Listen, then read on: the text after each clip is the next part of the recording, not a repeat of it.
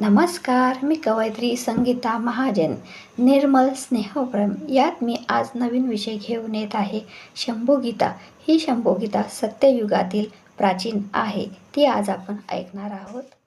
शुभम सगळ्यांना. महायोगी यांनी सांगितलेली आजची अमृतवाणी शंभूगीता.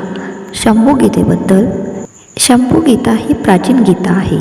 वेदकालांपासून पंचदेव पूजा करण्यास सांगितलेली आहे. यात पहिली पूजा आहे श्री गणेश. धीस गीता म्हणजेच अधिपती, सगळ्यांचा मालक. दुसरे आहे आदिशक्ती म्हणजेच शक्ती गीता. तिसरी आहे विष्णू म्हणजेच विष्णू गीता. चौथी आहे सूर्यनारायण सूर्यगीता. श्री गणेशजींची आराधना करणाऱ्या समूहाला गणपत्य म्हणतात. आदिशक्तीची आराधना करणाऱ्या समूहाला शाक्त म्हणतात. श्री भगवान शिवांची आराधना करणाऱ्याला समूहाला शैव म्हणतात. तसेच विष्णूंची आराधना करणाऱ्या समूहाला वैष्णव म्हणतात.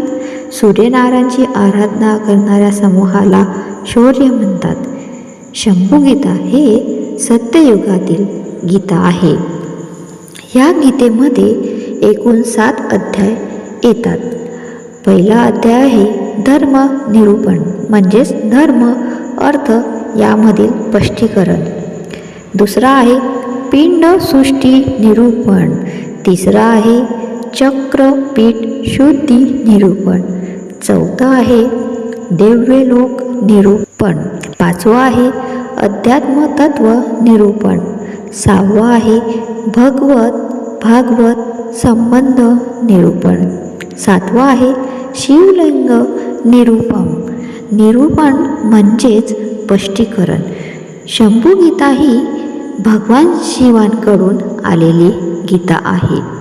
शंभूगीतेचे लिखाण हे वेदव्यास मुनींनी केलेले आहे.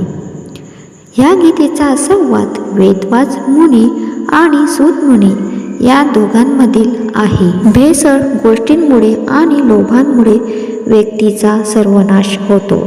कर्म चुकीचे असेल तर सर्वनाश निश्चितच. काही लोकांच्या जीवनात पैसा यासाठी दिला जातो कारण त्याचे जीवन दुःखी असावे. पैसा हा प्रगतीचे आणि अधोगतीचे या दोघींचेही कारण बनू शकतो. उत्तम कर्म कराल तर पैसा प्रगतीचे कारण आहे आणि जर तुम्ही अधर्म कराल तर पैसा हा अधोगतीचे कारण बनू शकते. सगळ्यात मोठे दुःखाचे कारण म्हणजे कुटुंब आणि दुःख बाकीचे तिथूनच चालू होतात. चांगला पैसा सुख, समाधान, शांती, आनंद आणि जगण्याला अर्थ देतो. काही लोक जीवन जगतात तर काही लोक जिवंत राहतात. जगणे वेगळे आणि जिवंत राहणे वेगळे आहे. जेवढे उत्तम कर्म तेवढे जीवन उत्तम.